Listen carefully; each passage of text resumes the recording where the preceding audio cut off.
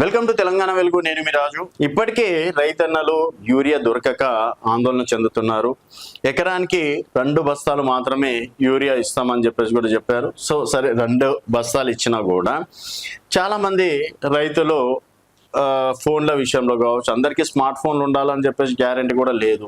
కొందరికి ఆ స్మార్ట్ ఫోన్లో అంటే ఆపరేటింగ్ వస్తుంది, రాదు. తర్వాత కొంతమందికి మాత్రం కాల్స్ వస్తే ఎత్తడం, కాల్స్ రాకపోతే బంద్ చేయడం మాత్రం అంతవరకు అవగాహన ఉంటుంది.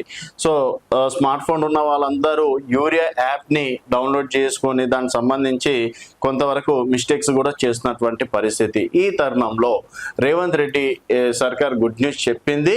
ఇకపైన యూరియాకు సంబంధించి యాప్ లేకున్నా పర్లేదు, డైరెక్ట్గా మీ సేవకి వెళ్ళి రైతు యొక్క పాస్బుక్ చెప్తే చాలు, మీ సేవలోనే యూరియా బస్తాలు బుక్ చేసుకునే అవకాశాన్ని రాష్ట్ర ప్రభుత్వం కల్పించడం అనేది జరిగింది.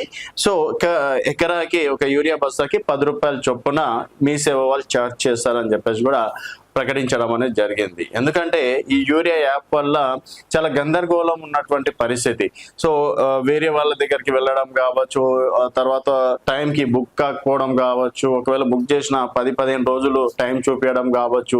అసలు ఇదంతా ఏంటి అని చెప్పేసి చాలా వరకు రైతులు మాత్రం నారాజుగా ఉన్నారు. సో ఈ యాప్ విషయంలో కూడా కొంతవరకు ప్రభుత్వం పైన వ్యతిరేకతనే ఉన్నారని చెప్పేసి కూడా చెప్పుకోవచ్చు. అసలే యూరియా దొరకట్లేదు, దొరికినా కూడా అంతంత మాత్రాన్నే దొరుకుతుంది. ఒకవేళ ఇచ్చినా కూడా ఎకరాకి 2 బస్తాలే అని చెప్పేసి కండిషన్లు పెట్టడం అనేది జరిగింది. దాదాపుగా అంటే ఒక ఎకరా కన్నా తక్కువ ఉండే వాళ్ళ పరిస్థితి కావచ్చు, తర్వాత కొంతవరకు ఇతరుల పాస్బుక్ పైన యూరియా బుక్ చేసుకునేటువంటి పరిస్థితి కావచ్చు, ఇట్లాంటివి రెగ్యులర్ గా చూస్తున్నాం. సో ఈ యూరియా కష్టాలు కావచ్చు, యాప్ కష్టాలు కావచ్చు, ఇవన్నీ దృష్టిలో పెట్టుకొని మీ సేవకి వెళ్ళి ఎవరైనా సరే తన పాస్బుక్ చూపించిన తర్వాత దానికి సంబంధించి డీటెయిల్స్ ఇచ్చినా కూడా మీ సేవ వాళ్ళే బుక్ చేస్తారు. సో వాళ్ళ ఛార్జ్ మాత్రం 10 రూపాయలు ఉంటుంది. ఇక్కడ ఇంకోటి ఏంటంటే, మీ సేవల దగ్గరికి వెళ్తారు, వాళ్ళు 50 రూపాయలు 100 రూపాయలు కూడా డిమాండ్ చేసినటువంటి పరిస్థితి. మన క్యాస్ట్ ఇన్కమ్ సర్టిఫికేట్ ఎంత ఉంటుంది? 40 రూపాయలు, 60 రూపాయలు, 70 రూపాయలు, మొత్తానికి 100 లోపు ఉంటుంది.